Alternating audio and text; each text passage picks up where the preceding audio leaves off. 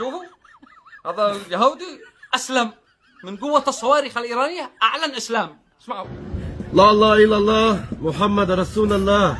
لا اله سمعتوا؟ محمد رسول الله. إيران لو تستمر أسبوع في الضرب على إسرائيل لا يسلم نتنياهو. بعدكم يا بني صهيون صواريخ 24 ساعة، ليل صبح عصر. عاد احنا نخليكم ترفعوا مكبرات الصوت في كل شارع.